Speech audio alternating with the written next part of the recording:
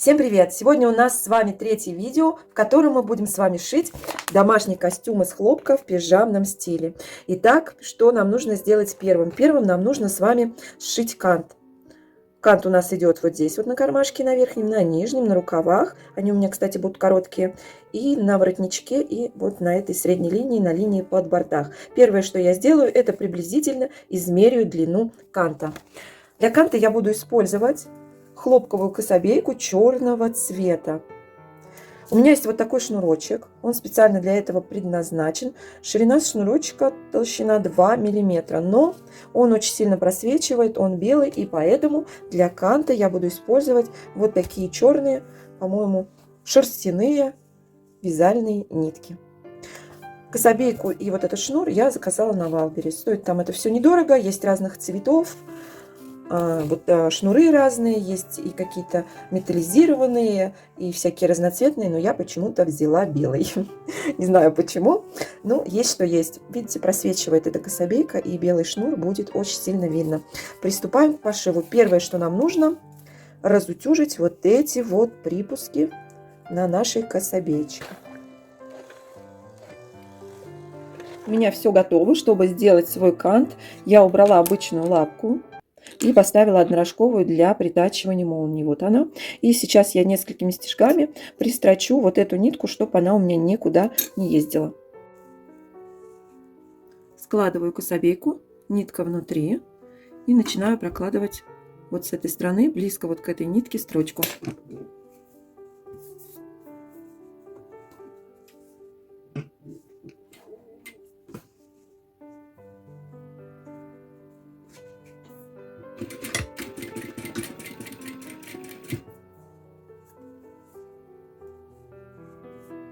Поправляю ниточку и шью.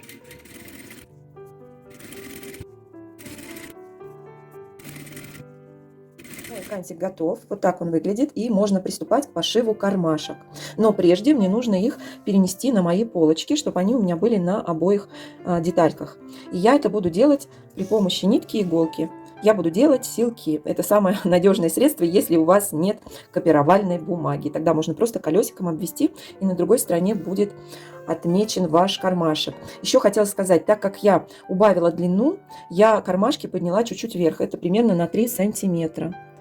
И поэтому я буду переносить только эту линию и боковую, так как нижняя линия у меня поднимется вверх. Переносим нашу разметку при помощи силков. Вставляем кончик и делаем такие петельки из ниток. Сделала я силки. Вот так выглядят они с одной стороны. Вот так они выглядят с другой стороны. Теперь нужно что сделать? Нужно их разъединить. То есть вот так растягиваю и отрезаю.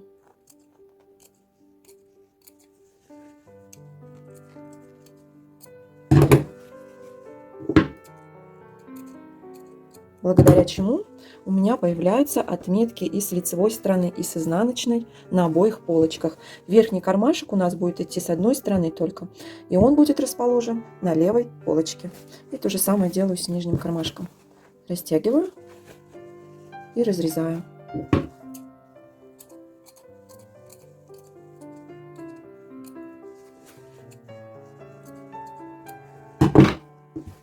Теперь нужно мелочком отметить расположение кармашка. Так как готовый кант у меня получился чуть шире сантиметрового припуска, а я хочу ориентироваться именно на этот припуск, я отметила исчезающим маркером. Когда-то заказывала его на Алиэкспресс, вот так он выглядит. Он для темных тканей, вот видите, он рисует белым. И вот лишнее сейчас подрежу и уже буду собирать кармашки. Кармашки будут выглядеть вот так. Сам кармашек, обтачка сверху со сгибом, я ее проклеила, будет пришиваться к кармашку, и между ними будет вложен кантик. Это будет выглядеть вот так. Здесь я буду прокладывать строчку, тоже однорожковой лапкой, и при отгибании верхней обтачки мой кармашек будет выглядеть вот так. Мне нужно сейчас проделать это со всеми 3 кармашками.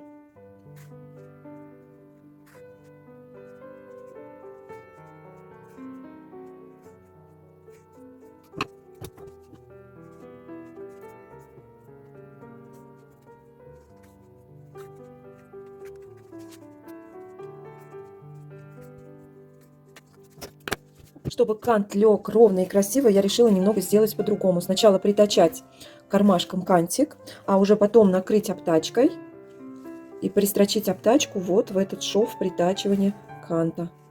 Мне кажется, так будет аккуратней и удобней. Видно будет, куда нужно прокладывать строчку. Конечно, если бы не было канта, я бы никакие сметки делать не стала, ничего. Но кант требует аккуратности, поэтому приходится немножечко заморачиваться. Зато какой будет потом результат.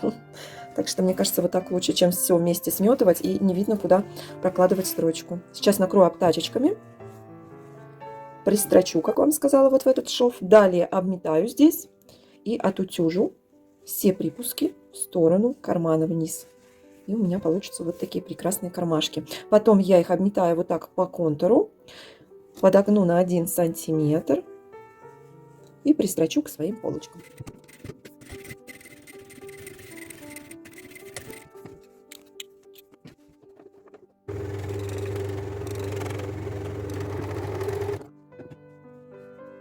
Кармашки готовы для того, чтобы их притачать на полочке. Покажу вам, как они выглядят с лица и с изнанки. Все обметано, все хвостики спрятаны.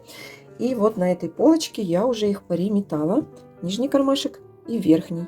Теперь нужно проложить строчку на 1 мм от края и обязательно поставить закреп. Пришила, и теперь перехожу к кокетке. При раскрое я немного ошиблась, и по привычке, как для рубашки, я раскроила 2 кокетки. Но так как я буду шить по инструкции журнала, я буду использовать только одну. Итак, беру кокетку и деталь спинки. Так как я убавляла спинку, приметывать или закалывать булавками я буду от проем к центру. И в центре я заложу складочку, вот такую бантовую. Прострочу шов, обметаю и заутюжу его на кокетку. То же самое я буду делать с полочками. На полочках я обметаю, сострочу, обметаю, и швы я заутюжу на полочку. Итак, начинаю.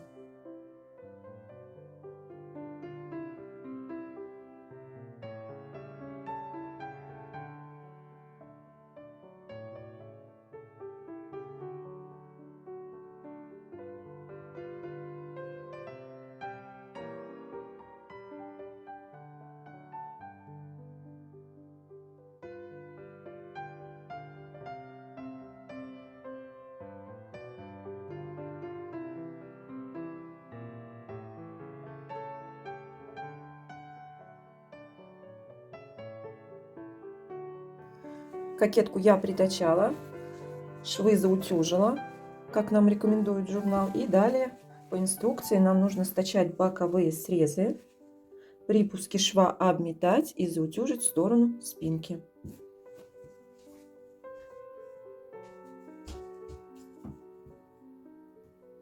Закалываю булавочками и иду на машинку.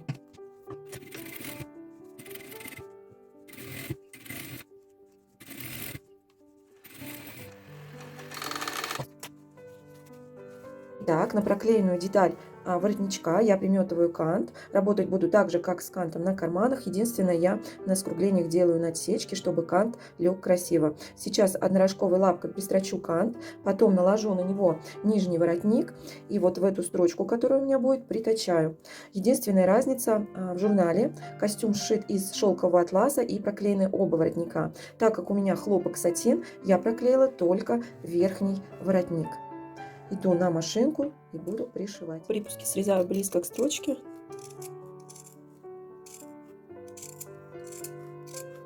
В уголочках сделаю надсечки небольшие. Прям совсем маленькие. Готовый воротник вметываю в горловину таким образом.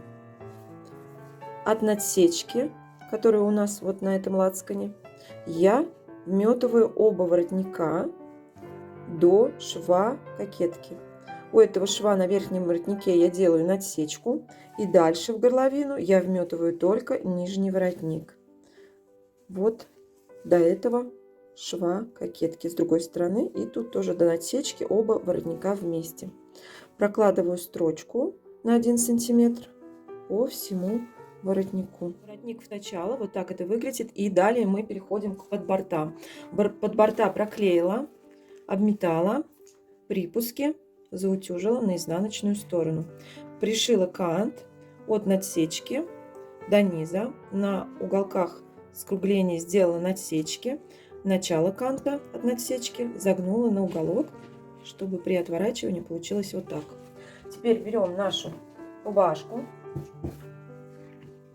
накладываем под борта, совмещаем здесь у нас кант и здесь от надсечки накладываем вот этот вот припуск и пристрачиваем полочки вот по этой строчке. Притачала я под борта, припуски срезала близко к строчке, на скруглениях сделала надсечки. Также сделала надсечки в месте притачивания нижнего воротника и спинки. Что я теперь буду делать дальше? Выворачиваю под борта. Вот так они получились. Сделаю вот так, чтобы было видно. Вот так они смотрятся с изнанки. И что нужно теперь сделать? Теперь нужно сделать надсечку в том месте, где я делала надсечку в верхнем воротнике. Сейчас мы ее с вами сделаем.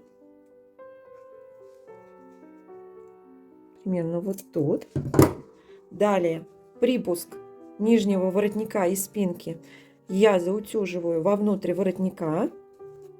И вот этот краешек я подгибаю вот так. Все это сметываю. Этот край у нас уже пристрочен чисто. Здесь нужно все хорошенечко расправить, все припуски. Уголочки вот эти срезать, чтобы все аккуратно у нас легло. Припуски я подверну сейчас. И по технологии, по журналу, это место нужно подшить вручную. Но я думаю, можно и на машинке. Посмотрю, как я буду это делать. Под борта можно отутюжить. Воротничок мой полностью готов. Вот так он выглядит с изнанки. И вот так он выглядит с лица. Сейчас я его заложу. И мы посмотрим, как он выглядит у нас в готовом виде. Вот такой замечательный, красивый воротничок получился. И далее я перехожу к обработке низа.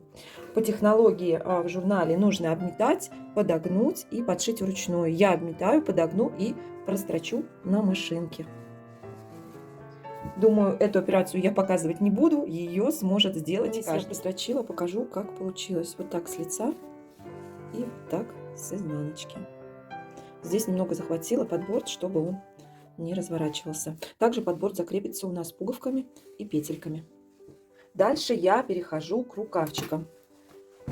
Рукавчики я стачала, швы обметала и заутюжила швы на переднюю сторону рукава. Далее беру обтачки, верхнюю я проклеиваю и пристрачиваю кант. Нижняя остается не проклеенной. Накладываю на верхнюю обтачку и пристрачиваю ее вот в эту строчку.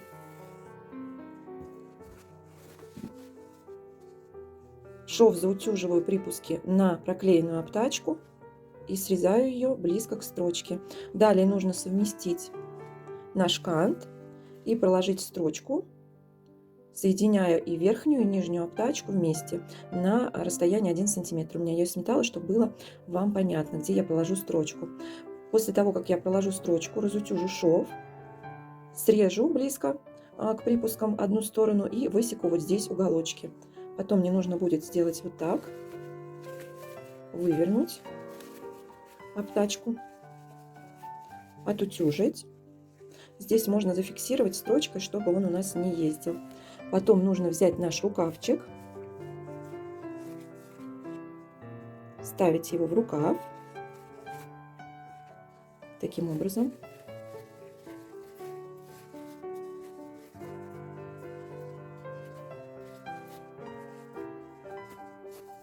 И вот здесь по краю проложить строчку на расстоянии 1 см и обметать. Потом отутюжить это все и вывернуть наш манжет-обтачку на лицевую сторону. И вот такой получится у нас красивый манжет-обтачка на рукавчик. Покажу вам, что у меня получилось. Вот такой манжет-обтачка у меня получилась. Вот так вот выглядит он внутри. Вот так с изнанки и вот так с лица. Чтобы он не отворачивался, здесь я сделала закрепку. И поверху окат рукава проложила строчку крупными стежками на, по-моему, длину стежка 4. 5 не стала делать, чтобы сильно у меня тут не сборилось. Для того, чтобы аккуратно втачать рукава мою рубашку. Вметала я рукавчик, совместив все надсечки, все швы. Тут у меня тоже сверху надсечки. Стянула вот эту ниточку, сметку проложила чуть выше. Дальше ширины 1 сантиметр. Сейчас вметаю второй рукавчик, вошью его и обметаю. И почти у меня будет все готово. Сначала я рукавчики. Покажу, как это выглядит. Все очень просто. Сметала, можно заколоть булавочками. Втачала и обметала. И последнее, что мне осталось сделать, это пробить петельки. Я их наметила. Вот они у меня. И пришить пуговки. Пуговки я буду использовать черненькие.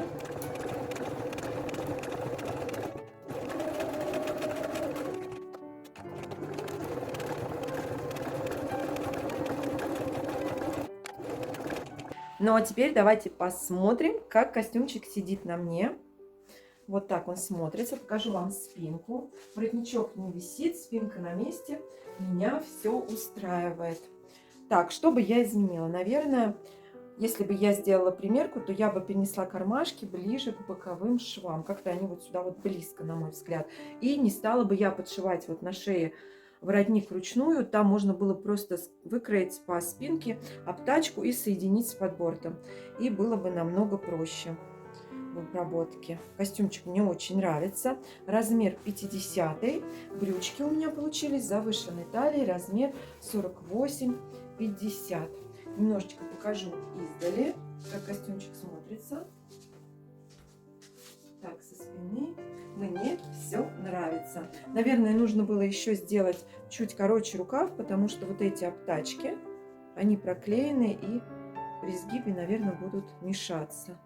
Или как-то они будут деформироваться при носке. Ну, посмотрим. Обязательно сошью себе еще одну такую пижамку-костюмчик, чтобы наряжаться дома. И вот с кантом смотрится вообще замечательно. Стоимость костюма у меня вышла 700 рублей ткань, 4 пуговицы, это где-то 80 рублей, и 3 метра косой бейки хлопковой. Не помню, сколько стоимости. По-моему, 150 рублей я брала моток за 5 метров. Так что я считаю, что это отличная цена для костюмчика, который будет радовать меня, надеюсь, не один год. Надеюсь, вам понравилось мое видео, вы нашли в нем что-то полезное. Желаю вам всего хорошего, хорошего дня и прекрасного настроения. Увидимся в следующих видео. Всем пока!